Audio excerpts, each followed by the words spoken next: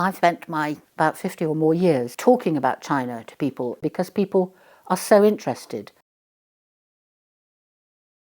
It's a very natural thing to want to kind of rediscover things that were good in the past.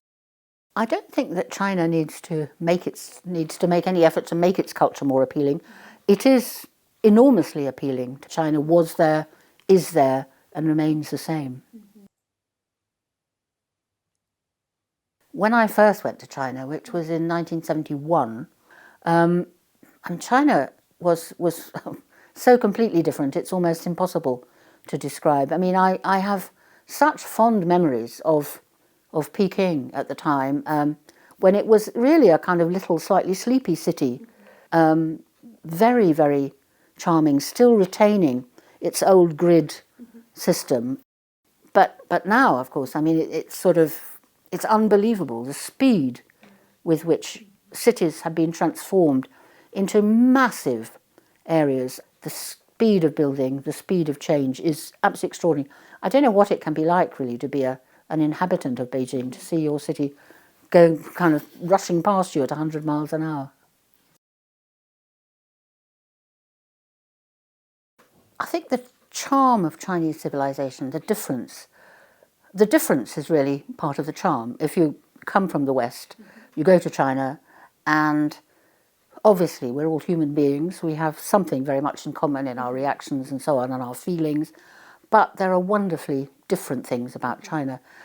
I mean, a lot of it is expressed in language, I think. And the Chinese language is so extraordinarily different. Very strong, very distinctive, and very Chinese. And nobody else in the world can lay claim, as it were, to the Chinese language and script and its extraordinary beauty and complexity. You know, all the rest of us working with alphabets, we're all a bit muddled together, but China has got a very distinctive, voice in the modern world in that way. I think that there's a huge amount in China that still reflects the past. I mean, some in big things and in small things. I think I would, because I've always been interested in architecture, I would really kind of stress the importance of kind of, you know, the physical nature of China and its traditional buildings. And I would always hope that as much effort as possible was put into preserving traditional buildings, especially because, I don't know, you get old travellers' accounts of China. They say you come into China and immediately you can tell you're in China, and that's because of the buildings. So that traditional building, I think, is very, very important in, you know, it should be preserved and again, traditional forms continued. And I think that's very important. China should be enormously proud of, it's the continuity of the history. That's the longest thing. Other civilizations rise and fall. China has been continuous. China was there, is there, and remains the same.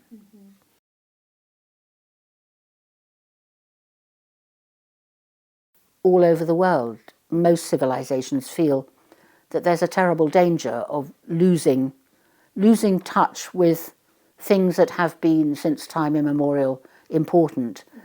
I think that China's recent history has been one of sort of such turbulence, which cuts you off from the past, that in a sense people are now perhaps sort of seeking to establish a kind of a more peaceful and contented life, and searching for the ways of being content, ways of being happy, through traditional ideas.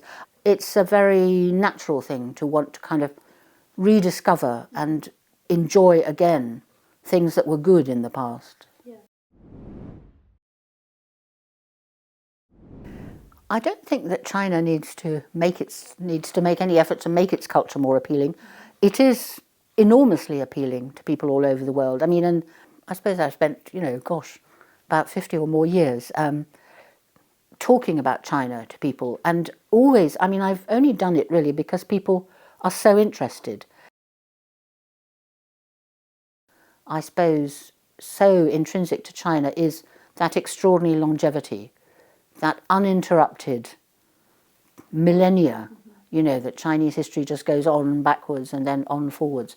And I think that continuity, which includes things like Confucian beliefs, but also inventions, a sense of beauty and appreciation of different sorts of beauty in architecture and porcelain and ceramic production, silk production and so on.